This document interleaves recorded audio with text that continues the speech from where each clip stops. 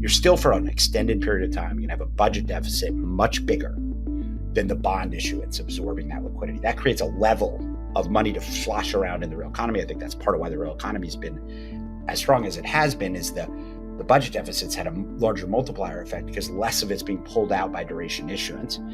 And that will continue. So that's a positive dynamic.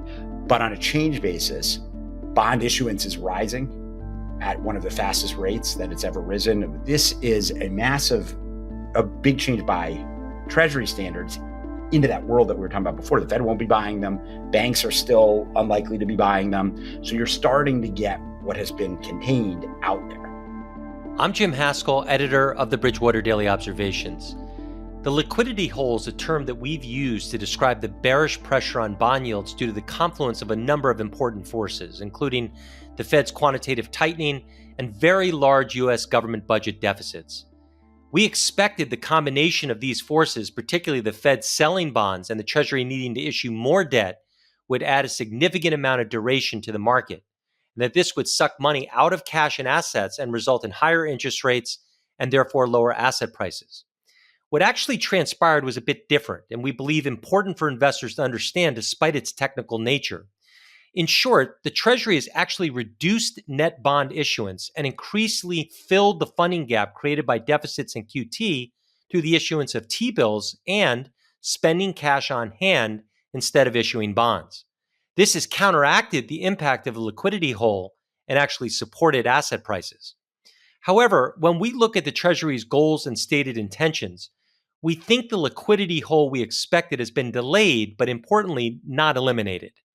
As the Treasury, advised by the Treasury Borrowing Advisory Committee, or TBAC for short, announced in its quarterly refunding announcement earlier this week, bond issuance is now set to increase and will quickly approach a level more consistent with the large federal budget deficit. So in today's podcast, we're sharing a conversation I had on Wednesday with co-CIO Greg Jensen to discuss these dynamics in more detail. And you'll hear Greg describe the mechanics of how the US Treasury changes issuance patterns in a very unique way and why this is likely not sustainable. You'll also hear how he's assessing the impact of the liquidity hole going forward and what all of this means for investors. And then we've also included a series of charts in the text of this Bridgewater Daily Observations that helps illustrate some of the key points from the discussion. So with that, let's get right into the first question for Greg. So Greg, thanks so much for joining me. One of the big dynamics we've been tracking for a while now is the liquidity hole, basically the Fed rolling off its balance sheet and growing deficits, and how these upward pressures on duration supply would enhance the tightening and be a big pressure on assets, especially with banks and the Fed, two of the biggest bond buyers, now largely out of the market. Yet we really haven't seen that happen. So my first question to you is, could you please explain what did happen, how we're thinking about the liquidity hole right now, and some of the news related to that, which came out today? Yeah, so this is a great day. We're recording this on the day of the TBAC, and I think about the Treasury laying out their issuance schedule. And for years, I remember when we first started studying supply, demand, and bond market, you always thought, well, Treasury issuance should probably matter since they're the biggest supplier of bonds in the world. And yet it didn't, right? Generally, when they issued bonds, it didn't have any bond impact. They're very smooth in how they issue it. And the bond issuance tends to move up and down with the budget deficit, such that when the economy is weak, there's more money available to buy bonds, which when the issuance is higher. So historically, there hasn't been much edge in really understanding Treasury issuance in the bond market. And today, though, I'd say this is like now one of the most exciting macro releases is what are they going to do with Treasury issuance? Because it's changed so much and the magnitudes have shifted so much. In an MP3 world, all of a sudden what the Fed's doing and what the Treasury's doing and the timing with which what they're doing, this becomes a major driver in a way that's quite different. So you're right. If I thought a lot about the liquidity hole, and I think the Fed running down QT was going to lead to more issuance of bonds as those bonds got rolled, that they get rolled out, and that the banks and the bonds weren't the buyers. That hasn't turned out to be the case yet. And it's really important to sort of dig into the mechanics of why, because it's been fascinating to watch. One of the things I really expected was risk premiums would rise through the year because as short rates rose, money would come from assets into cash. And as the Fed rolled off their balance sheet, that there'd be more bond supply, there'd be less liquidity. And one part of that was right. Money has rushed into cash. Like actually the flow of money into cash, mutual funds, et cetera, has exceeded our expectations. It's been fast into cash. But there's been so much liquidity that money flowed into cash. It also flowed into equities, such that while bonds have sold off a little over the year, equities have rallied a lot. Generally, risky assets have done well. There's been plenty of liquidity. So how did that happen? Right. And that's the puzzle I've been wrestling with to improve our processes, and just super interesting because it's quite different than most periods like this in history or anything like this. So you almost never see money rush into cash and money rush into equities at the same time. That's almost never happened. So how did it happen? And this is where the nuances of Treasury issuance become really important, because as the Fed was rolling off their balance sheet, the Treasury's been replacing that with T-bills, not with bonds. And the Fed's been running a huge budget deficit, actually a growing budget deficit that surprised on the upside. And even on Monday, found out they need even more money than the rising budget deficit that had been suggested. So there's a huge need for government financing, but there's been this decision to not disrupt the issuance. So they keep the gross issuance fairly constant. And when more debt's rolling, the gross issuance constant, the net issuance is actually declining. And so you've had this net issuance decline in bonds just because the Treasury schedule has lagged behind the needs. And the dynamic of QT and the tightening effect that would have has been caught because the Fed did issue less bonds, not more. They ran a bigger budget deficit, which got money out into the real economy and into financial assets faster than they were absorbing it with duration issuance. And instead, T-bill issuance rose, but T-bill issuance was absorbed largely because there's this huge repo facility that has been drawn down. And so the T-bill issuance has been absorbed easily. This dynamic's about to change. Bond issuance is gradually creeping up. And today you get the TBAC. It's pretty exciting because they're tweaking it up at a somewhat faster rate. And so that's going to be a big deal going forward, where you had a lot of excess liquidity. What you're seeing in the Treasury's plans released today and the changing dynamic is all of a sudden the pieces that have held liquidity up so high are changing quickly as you go out the next 9 to 12 months. Greg, let me just summarize what you just said, because I think there's a lot there. Effectively, the Treasury helped fill the liquidity hole by issuing more short-term debt. That could easily be absorbed, and less long-term debt that would have put pressure on rates and pulled money out of assets. But now we're starting to see signs of a reversal. And then before we get into the forward-looking picture, maybe just give us a little bit of color on the impact of this declining net issuance on the market and the economy, because I think it's important to really explain how debt issuance turned out to be more of a support than a drag. Yeah, well, the net issuance declining, particularly into a period where the fiscal deficit's rising. So normally the issuance and the deficit move together.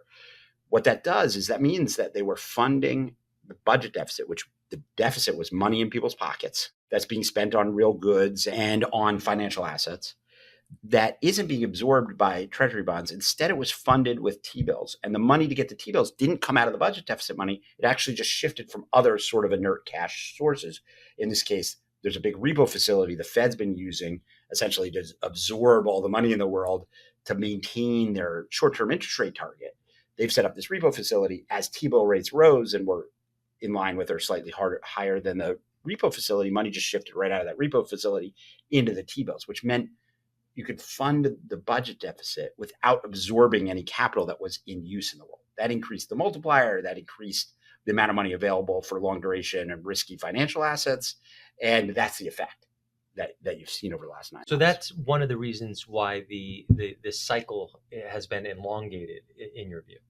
Yeah, I think there were two things that normally go together, and I thought would spiral a little bit in the beginning of the year. Is typically as the Fed's tightening and short rates are rising, the economy suffers from two sides of that, right? The higher interest rates pull savings rates up. That hurts the economy. And it pulls money out of financial assets into cash, which means lower asset prices and have a wealth effect. This dynamic we just talked about actually helped prevent both of those things from happening. And that, I think, did create support to the economy and markets over that period. And then looking ahead, you mentioned we're likely to see a shift back to more bond issuance and effectively the delayed emergence of the liquidity hole. So what time period do you see that happening? Is it the next 6 to 9 months going forward? Is that likely to be the brunt of it? Well, the change. So then there's the question of the level and the change, right? You're still for an extended period of time, you're going to have a budget deficit much bigger than the bond issuance absorbing that liquidity. That creates a level of money to slosh around in the real economy. I think that's part of why the real economy has been as strong as it has been, is the budget deficits had a larger multiplier effect because less of it's being pulled out by duration issuance. And that will continue. So that's a positive dynamic. But on a change basis, bond issuance is rising at one of the fastest rates that it's ever risen, with maybe a minor exception in the post huge buildup of budget deficits during COVID. But this is a big change by Treasury standards into that world that we were talking about before. The Fed won't be buying them. Banks are still unlikely to be buying them. So you're starting to get what has been contained out there. Now, it'll be 9 to 12 months before the levels are also a big problem, but it's starting to emerge. And I think you're seeing it. I think if you take today's market action, we're here on Wednesday, and equities are down and bonds are down, and that's the not enough liquidity market action. And I do think that dynamic is starting to creep in again and will be a bigger part. And the stuff that we expected to happen over the prior 9 months is actually more likely to happen as you look at the mechanics today. One question I think a lot of our listeners might have, and I think it goes to the motivations behind the normalization of Treasury issuance that you're describing, is how does the Treasury actually decide whether to issue bonds versus bills? What's the rationale behind that decision? Yeah, well, the Treasury's goal is not to have outdue impact on the bond market. So they generally want to keep the issuance calendar reasonably constant and just let it creep up to catch up. So what happens is when there's a surprise, let's say you go into COVID, there's a surprise, they issued all in T-bills. They don't like change their calendar right away. And then they gradually increase the bond issuance and take down the T-bill issuance. So they have a range between 15 and 20% where they want to keep T-bill, the gross T-bills relative to the bonds in that range. Now, that's not a hard range, and they're definitely discussing potentially being outside of that range as they're going surging past it. But the main goal was, well, how do we issue tons of bonds without having big impact on the bond market? And for that, they're looking at gross issuance, which gets confusing when there's a lot of bonds rolling off. Gross issuance all of a sudden could be very different than net issuance. And by keeping gross issuance relatively constant recently, they've fallen way behind on net issuance. And that's partially because the budget deficit surprised them to some degree, and partially because they just want to be very gradual. But now they've fallen so far behind, and they also have the desire to catch up. They do want to maintain somewhere between the debt stock with 15 to 20% of T-bills, not way above that. Now they could give on that a little bit, but it seems like this is not an attempt to stimulate the economy. It's much more of an attempt to not affect markets by having radical changes in the bond issuance calendar. But when you do that and the situation beneath it is changing as quickly as it is, they're forced into adjustments. That's the kind of thing that becomes market moving today, is the Treasury is making bigger adjustments than people expected coming into today. And the direction is becoming more and more clear that they are going to try not to have T-bill issuance surge for too much longer, which means they've got a lot of catch-up bond issuance to do. And then, Greg, you mentioned the Treasury typically doesn't want to have an outsized impact on the bond market. But just to be clear, that's all in the service, I would imagine, of satisfying the buyer, issuing in places on the yield curve where there's most demand, and ultimately achieving the larger goal of getting the cheapest possible funding. Is that right? Yeah, they do surveys to try to do that. And they also think about the gross rolls too, that I think they want to keep. There's plenty of T-bill demand. They could go beyond that, but they also want to keep some degree of safety. The less you have to roll, the more roll problems become issues and technical things become issues. So I think they're pretty conservative on the amount they want to have in T-bills for those reasons, a little bit beyond the demand. But you're right, they've surveyed the demand. In fact, that's another thing they mentioned, is they're also trying to get rid of the issues that don't have demand. So the buyback announcement they made recently, which is not intended to affect bond supply or whatever, but will take out the places where there's no liquidity and issue into the places where there's a lot of liquidity. So that's the thing they're trying to manage, with the long-term goal of lowering debt costs by hitting the places where there's natural demand. You touched on this a little bit before, but just to be clear, can you probabilistically talk through what you expect in terms of the impact of this shift on the bond and stock markets as well as the economy? Yeah, and I think I should have been more clear about this at the beginning of the year. So let me make clear now. So much we don't know. So easily could be wrong about all of these things. But taking in what I'm seeing and how our pressures are being manifested in our process, I think you're seeing the turning point in liquidity in a big way. What the Treasury is announcing and showing and what's likely to come is on a change basis, a fair amount more issuance. It's on a level basis, still a budget deficit much higher than the bond issuance. On net, like with everything else going on, we still expect a slowing in the economy, less so than we did before, but a slowing in the economy, and you've got a fair amount of government spending relative to the budget deficit that'll help support the economy as well as other things going on, strength of wages and the labor market. And I think you're at the turning point for financial markets and the liquidity, the change being pretty relevant. And I think, although we expect the peak of that to happen a little more gradually, the peak of the liquidity squeeze, probably where the level and the change are the worst together, is probably 9-12 months out, but it's getting worse. And we'll be monitoring to see how that plays out. But risk premiums have been declining this year. And, based on these measures and everything that we're seeing, I think you're starting to see that potentially shift. And I think that's a pretty big deal in the markets and a big deal in understanding what has happened and likely what will happen. It's easier to say what has happened than what will happen because there's a bunch of other things. How does the Fed interact with this? Does quantitative tightening, does that path change? Those types of things will matter as you go out 9 to 12 months. But at this point, you definitely see the setup for a very different liquidity picture going forward. Last question. This discussion, Greg, has been more of a technical discussion than we usually have. And I think these types of issues and the TBAC and the like aren't something that have really made headlines traditionally. So my question to you is, the issues we discussed today, are they likely to be increasingly important dynamic in markets going forward?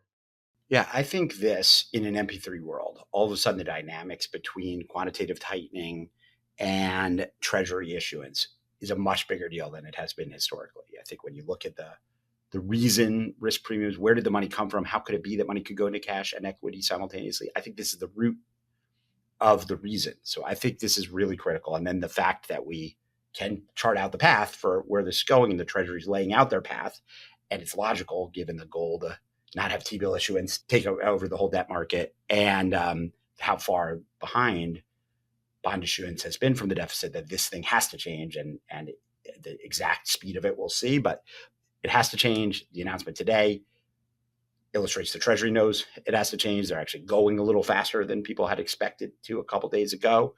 So that transformation of the liquidity picture is likely a little bit ahead of the schedule, at least of 2 days ago. And that's been a big dynamic. So yeah, I think we go through these eras, right? Like in the 80s, everybody's looking at M2 all the time. Nobody looks at M2 reports every day. And I remember Alan Greenspan with corrugated cardboard. All of a sudden, people are watching the corrugated cardboard price. And you go through initial claims, or for a long time, we really liked the employment cost index. And today, I think the TBAC is the thing that's probably, other than the employment report, the kind of biggest market moving day because it's reflecting this very important liquidity dynamic. And in the world of MP3, the choices that usually don't matter that much matter a ton. Great. Well, Greg, thank you so much. I think we'll leave it there. And thank you so much for your time.